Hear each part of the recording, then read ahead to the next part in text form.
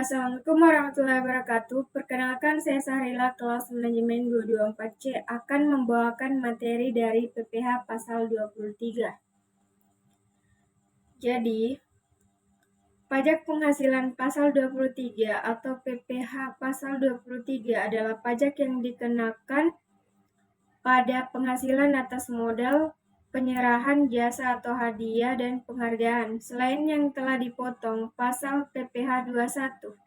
Umumnya penghasilan jenis ini terjadi saat adanya transaksi antara pihak yang menerima penghasilan, penjual atau pembeli jasa, dan pemberi penghasilan.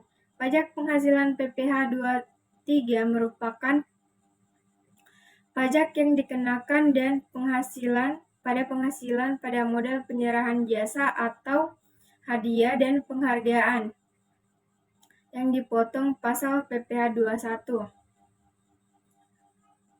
Objek PPh pasal 23 telah ditambahkan oleh pemerintah hingga menjadi 62 jenis lainnya seperti yang tercantum dalam PMK nomor 141.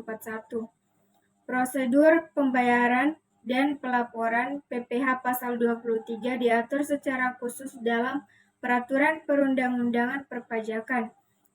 Penjelasan lengkapnya, pembayaran dilakukan oleh pihak pemotongan yang kemudian menyetorkan melalui bank atau ATM teller bank, fitur bayar pajak online, di online pajak, dan lain-lainnya.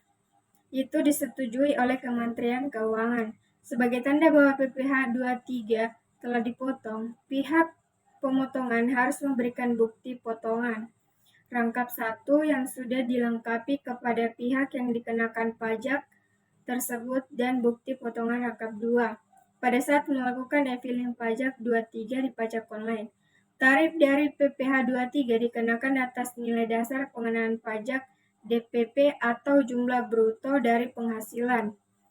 Ada 2 jenis tarif yang dikenakan pada penghasilan, yaitu 15% dan 2%, tergantung dari objek PPh pasal 23 tersebut.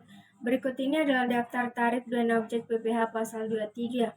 Yang pertama, tarif 15% dari jumlah bruto atas dividen kecuali pembagian dividen kepada orang pribadi dikenakan tunai, bunga, dan royalti, hadiah dan penghargaan selain yang telah dipotong PPh 21.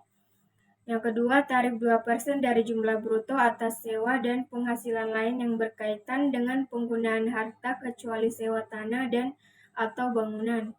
Yang ketiga, tarif 2% dari jumlah bruto atas imbalan jasa teknik, jasa manajemen, jasa konstruksi, dan jasa konsultan.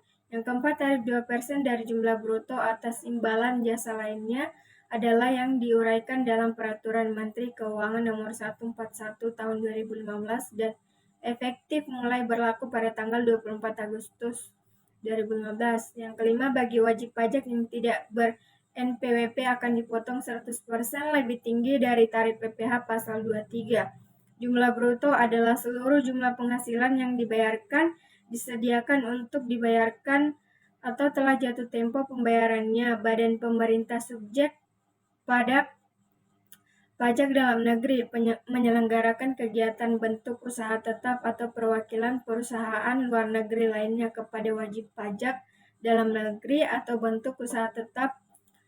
Kemudian yang tidak termasuk pembayaran gaji, upah, honorarium, tunjangan, dan pembayaran lain sebagai imbalan sehubungan dengan pekerjaan yang dibayarkan oleh wajib pajak penyedia tenaga kerja kepada tenaga kerja yang melakukan pekerjaan berdasarkan kontrak dengan pengguna jasa.